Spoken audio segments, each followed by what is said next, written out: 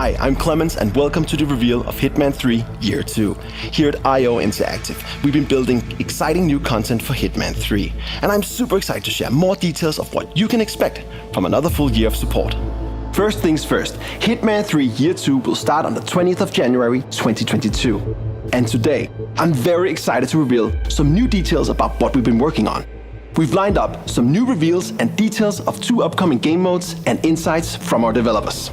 So, let's jump straight into the reveal of something completely new.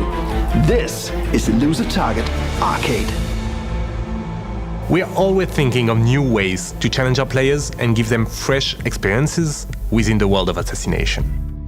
Elusive Targets have always been about recreating an experience that is both tense and impactful.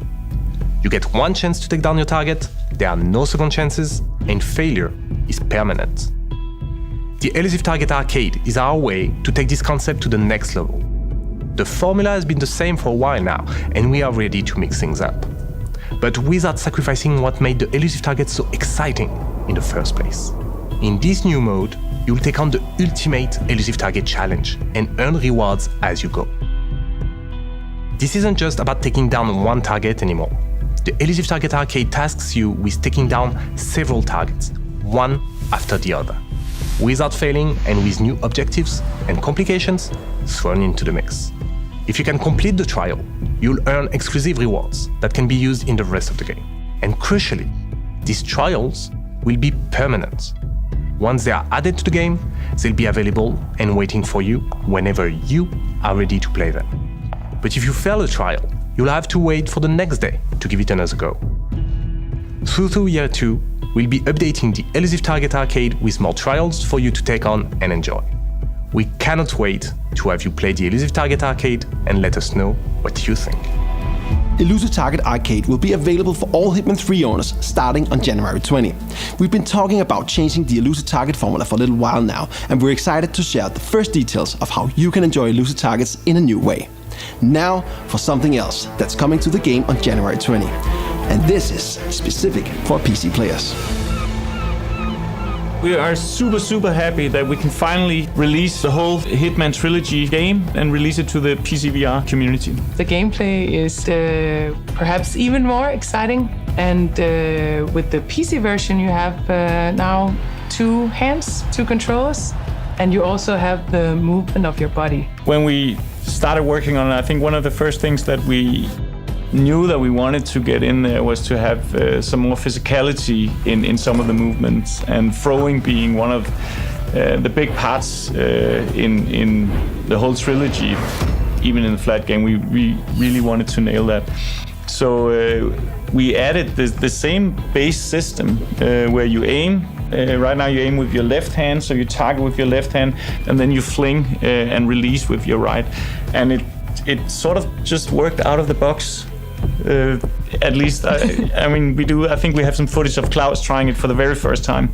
And it just instantly clicked. Yeah, it just worked. Yeah. And then it started having we found out it had some extra stuff that suddenly you could fling from, like an underhand throw of a side throw. So you started being all ninja-like if you wanted to do, or like a juggler almost, right? And we have a lot of different items in the game, like shurikens. Like you can really roleplay this like Ninja Fantasy, for instance, if that's your jam.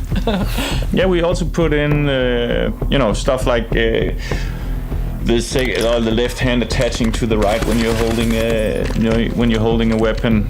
What else? The close combat with both hands now feels extremely satisfying, because you naturally go into this, I don't know, boxer stance or karate, that's your vibe, right? So this level of freedom. Running through a level, slapping everybody on the way, like turning around, throwing something, then picking up a gun, shooting.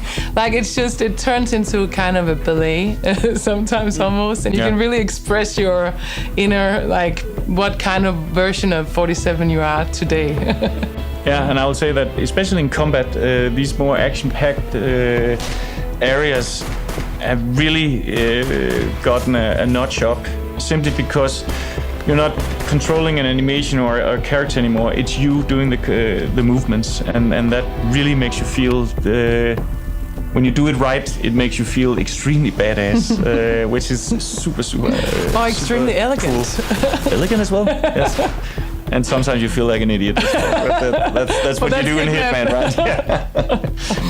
Yes, so we're super excited for everybody to be able to play it. It's happening right around the corner, and we can't wait to hear everybody's feedback and reactions and see what people figure out, what crazy ways they're gonna play the game. And PC VR is very much what?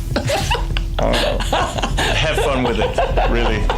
PC VR is looking amazing, and PC players can look forward to experience the world of Assassination in a whole new way in year 2.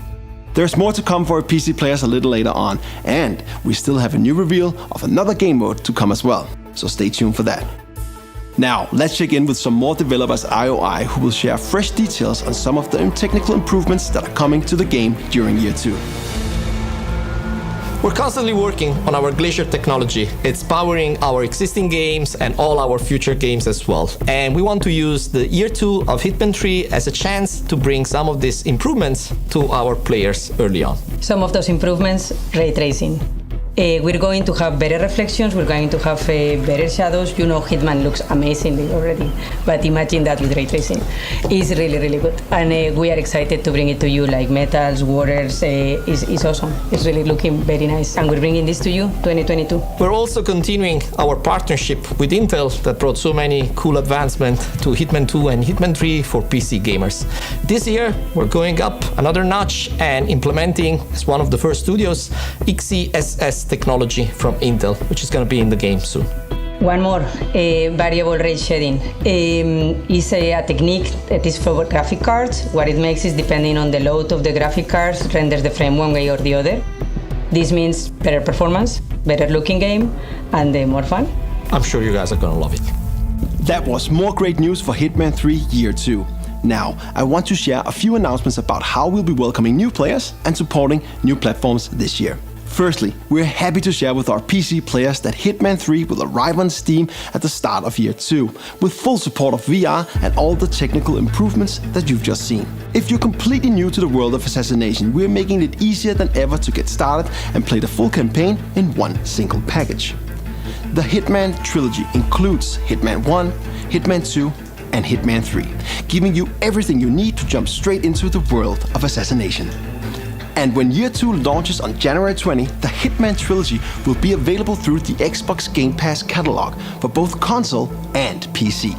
All of our new and existing players have a lot to look forward to. And now, we're excited to share the first details of a major new game mode that is coming to Hitman 3 in just a few months' time. This is Freelancer.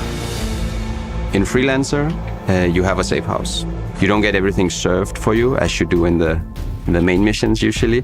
Everything is ready and you just show up in Paris or wherever. But here you actually have to do a little bit of this planning beforehand. And it does give a lot of... the role-playing part of it is really strong because you kind of feel like you are Hitman, basically. You can also visit all your different parts of the safe house. These are customizable, so you can, over time, kind of configure how you think your Hitman should live. As 47, you are taking on some cool freelance contracts. You have to find some criminal enterprises that are destroying the world slowly, and you have to choose which one you really hate and go against them.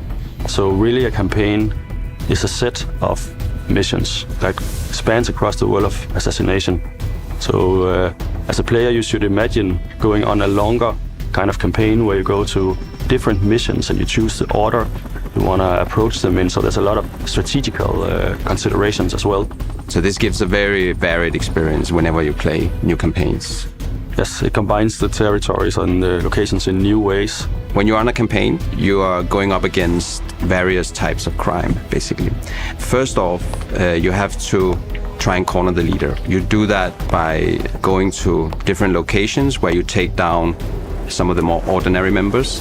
And these are sort of bread and butter missions, but it all leads towards you cornering the leader. And the last territory will basically be where the leader is. So you also have some choice there that you can sort of pick where you want to face the leader. When you get to the final mission, you don't know exactly who the leader is. You have some intel that will help you, but you still have to unravel who the actual leader is. So this feels very random when you play over and over again, that you can't really learn the missions. You have to think every time.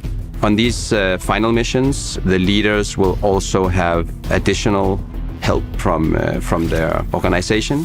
There's some NPCs that are hidden but are very deadly, so you have to look out for those. There's also other NPCs that will basically spook the leader and alert the leader, so he or she will escape. So there's an added layer of difficulty. Every success in Freelancer basically comes down to your own skill and wits and creativity. Freelancer is very inspired by roguelike games, so we are adding way more consequence to what happens when you're on a mission than we normally do in the normal Hitman games and other game modes. During the missions, there will be suppliers that you can purchase gear from. So that's a new thing, and this is the way you actually build your arsenal in Freelancer. This gear is not persistent, so it means that if you bring it on a mission and actually die or drop it, then it's gone. So then you have to purchase it again, basically. Mm-hmm. So there's another layer of tension here, that you can't just get a lot of stuff for free. You actually have to build your arsenal and maintain it. Consumables will of course be gone when you use them, so you have to stock up on that. There's no backup plan. It's the sweaty palms we're going for. When you are in your safe house, then you have all the time in the world to plan, and you can figure out what to do. But when you have taken that plane and you are on location, then you better make it count. Freelancer is looking incredible and is currently in the final stages of development. It's currently scheduled for release in spring 2022, and we can't wait. We're nearing the end of the show, so let's recap. Today we introduced Elusive Target Arcade, a game mode that takes elusive targets to a new level. We're bringing Hitman VR to PC, and Hitman 3 will be arriving on Steam. Ray tracing is coming to PC, and the entire World of Assassination trilogy will be included in Xbox Game Pass 2. Finally, we shared the first details on Freelancer, an exciting new mode that will change the way you play and bring back Agent 47's safe house. I can't wait. All of that will be part of Hitman 3 Year 2 in the coming months. There's just one more thing I want to share before the end of the show. We have promised that there's more to come later this year, so here's the first look at something we're working on for later in Year 2. Agent 47 just doesn't stop traveling.